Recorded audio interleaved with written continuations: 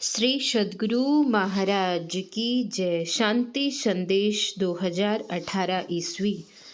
शरीर और संसार की नश्वरता। गुरु सेवी स्वामी भगीरथ बाबा। सामान्य साधु समाज, धर्म प्रेमी सज्जनों, माताओं एवं बहनों, पद्म पुराण में एक कथा आई है। एक बार भगवान श्री राम अपने राजत्व काल में पुष्पक विमान द्वारा भरत और सुग्रीव को साथ लेकर राक्षसों के राजा विभीषण को कुछ हितोपदेश देने के ख्याल से लंका गए। वहां 3-4 दिन ठहर भी गए। इसी दरमियान भगवान श्री राम ने विभीषण से कहा, निष्पाप विभीषण, तुम सदा देवताओं के प्रिय कार्य करना, कभी उनका अपराध न करना। तुम्हें देवराज के आज्ञानुसार ही चलना चाहिए। यदि लंका में किसी तरह कोई मनुष्य चला आए तो राक्षसों को उसका वध नहीं करना चाहिए, वरन मेरी ही भांति उसका भी स्वागत सत्कार करना चाहिए। विभीषण ने कहा, हे नरश्रेष्ठ, मैं आपकी आज्ञा के अनुसार ही सारा कार्य करूँगा। भगवान श्री राम क्षीरसाई भगवान विष्णु के अवतार थे। ये बहुत बलशाली थे। इन्होंने ही वनवास काल में कवन नामक राक्षस, महाबलशाली खरदूषण, त्रिसरा आदि राक्षसों को, महाबलशाली वानर राज बाली को और लंका में युद्ध के समय महाबलशाली कुंभकर्ण और राक्षस राज रावण का वध किया था। इनके भाई भरत, लक्ष्मण और शत्रुघ्न भी बहुत बलशाली थे। द्वापर युग में भगवान कृष्ण, बलराम, भीम, अर्जुन, कर्ण, भीष्म पितामह, द्रोणाचार्य, कृपाचार्य, अश्वत्थामा, भगदत्त आदि ये लोग बहुत बलशाली थे। लेकिन अभी वे इस संसार में कोई नहीं है। गोस्वामी तुलसीदास जी महाराज की वाणी में है, बलि विक्रम बेनु दधीचि गए, अरु परमारथ गए, जिन भारत ठाना। बाली गयो बलराम गयो, जिनके कखरी 10 कंठ समाना। गयो दुर्योधन जंग जूरे जिन, 64 कोस में छत्र बिताना। धरा को परमान यही तुलसी, जो फरा सो झरा, जो बरा सो बुताना। संत कबीर साहब की वाणी में है, हाँ को पर्वत फाटते, समुंदर घुट भराए, ते मुनिवर धरती गले, क्या कोई गर्व कराए। इस संसार में जो कोई आते हैं उन्हें एक ना एक दिन अवश्य यहाँ से चला जाना पड़ता है। यह शरीर तरकस के समान है और इसमें सांस रूपी तीर गिनकर दे दिया गया है। जैसे तीरंदाज तरकस से एक एक तीर निकालकर किसी चीज पर निशाना लगाने के लिए फेंकता जाता है और अंत में तरकश खाली हो जाता है, उसी तरह एक एक सांस के निकलते रहने पर जब सांस रूपी तीर समाप्त हो जाता है तब यह तरकश रूपी शरीर धाराशाही हो जाता है। किस समय श्वास रूपी तीर समाप्त हो जाएगा यह नहीं जानने के कारण इस शरीर को क्षणभंगुर कहा गया है। शरीर से जीवात्मा के निकल जाने से इस देव दुर्लभ शरीर की 3 गतियां हो जाती हैं। जला देने से राख, फेंक देने से जानवर पक्षी के खाने से, विष्ठा और मिट्टी के नीचे गाड़ देने से कृमि का रूप ले लेता है।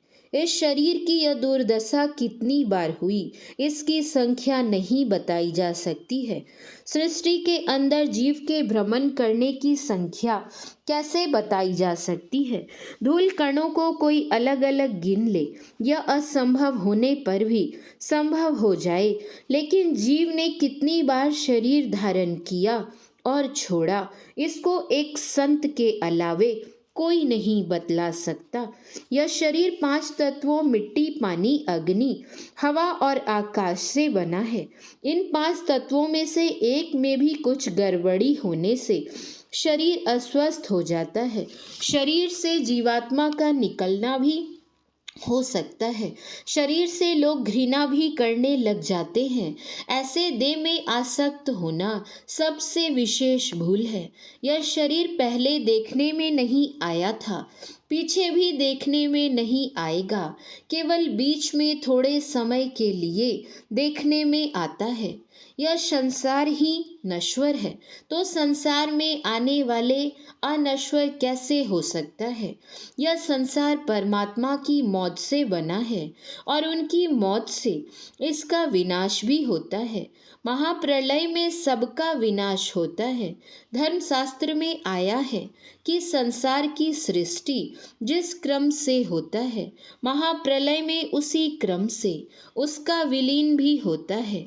परमात्मा की मौत से सबसे पहले चेतन प्रकृति, इसके बाद जड़ प्रकृति, जिसको शास्त्रीय भाषा में जड़ात्मिका मूल प्रकृति और महाकारण मंडल भी कहते हैं।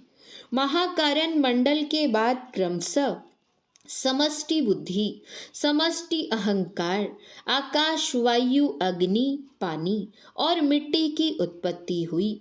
महाप्रलय में मिट्टी पानी में, पानी अग्नि में, अग्नि हवा में, हवा आकाश में, आकाश समष्टि अहंकार में, समष्टि अहंकार समष्टि बुद्धि में, समष्टि बुद्धि मूल प्रकृति में, मूल प्रकृति चेतन में और चेतन परमात्मा में विलीन हो जाता है। अगर कोई कहे कि प्रकृति सब दिन से है और सब दिन रहेगी, तो यह बात मान्य नहीं है। पूज्य गुरुदेव महर्षि में ही परमहंस जी की वाणी में है, ये प्रकृति द्वय उत्पत्ति लय, होवे प्रभु की मौज से, ये अजाया नाद्या स्वयं है, हरगिज न कहना चाहिए। अगर कोई कहे कि इन्हीं की वाणी में है, सत असत हु के पार में चेतन प्रकृति को सत कहा गया है, फिर उसी को नाशवान कैसे बताया गया। देखिए, जैसे जड़ प्रकृति में परिवर्तन होता है, जैसे पौधा मिट्टी से अंकुरित होकर बाहर निकलता है, उस समय वह पीला दिखाई पड़ता है, फिर वही पौधा हरे रंग का हो जाता है, बढ़ता है, फूलता फलता है। कुछ दिनों के बाद पतझड़ होता है, धीरे धीरे सूख जाता है, उसका अस्तित्व समाप्त हो जाता है। इसी तरह परिवर्तन जड़ प्रकृति में होता है, लेकिन यह परिवर्तन चेतन प्रकृति में नहीं होता है, इसीलिए इसको सत कहा गया है। लेकिन महाप्रलय में ईश्वरीय विधान के मुताबिक यह भी परमात्मा में विलीन हो जाता है। इसी विलीन होने को नाश होना बताया गया है। ये दोनों प्रकृतियां कितनी बार बनी और कितनी बार विलीन हुई, इसकी गणना नहीं बतलाई जा सकती। इसीलिए संसार को अशत और विनाशशील बताया गया। जड़ प्रकृति के अंतर्गत की सभी चीजें क्षण क्षण विनाश की ओर जा रही हैं।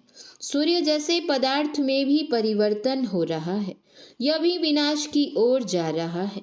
सूर्य में जैसी गर्मी पहले थी, उतनी गर्मी अभी नहीं है। यही कारण है कि जितनी वर्षा पहले होती थी, वैसी वर्षा अभी नहीं हो रही है।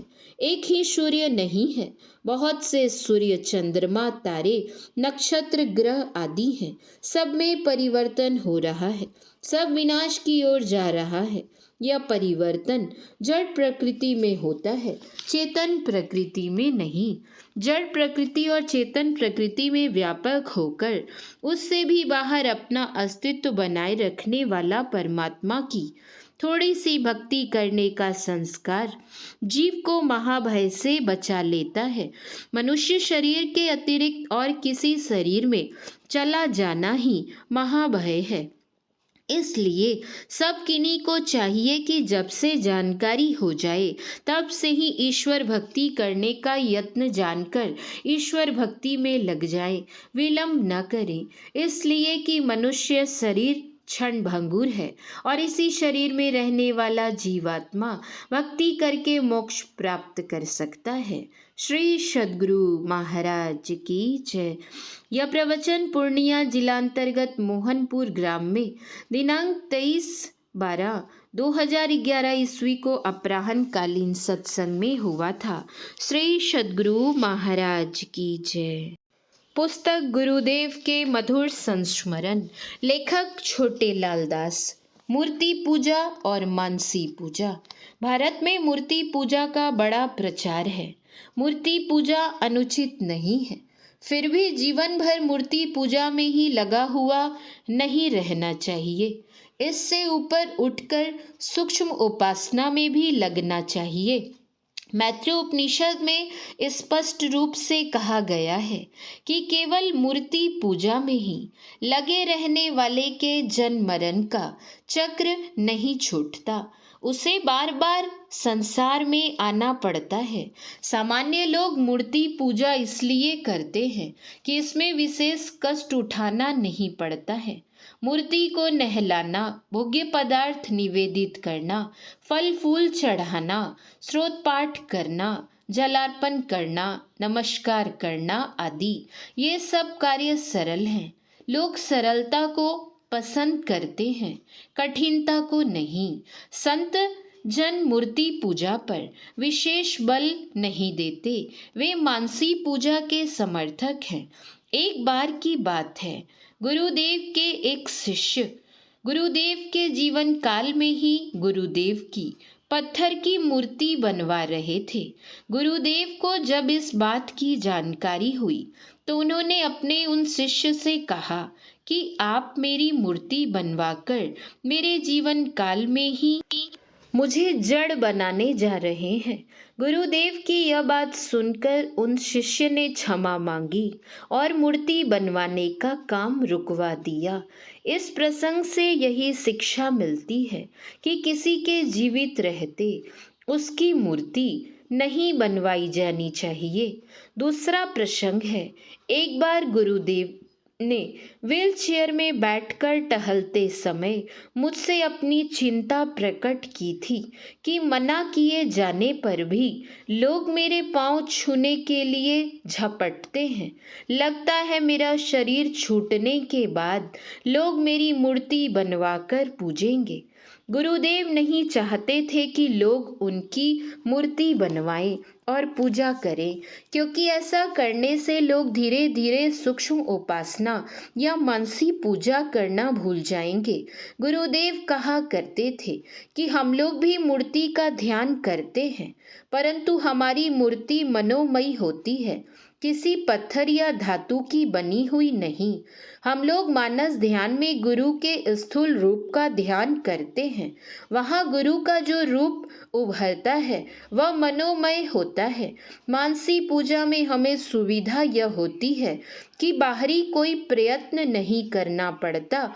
पूजा की सारी सामग्री मनोमयी होती है। श्री सद्गुरु महाराज की जय। श्री सद्गुरु महाराज की जय। श्री सद्गुरु महाराज की जय।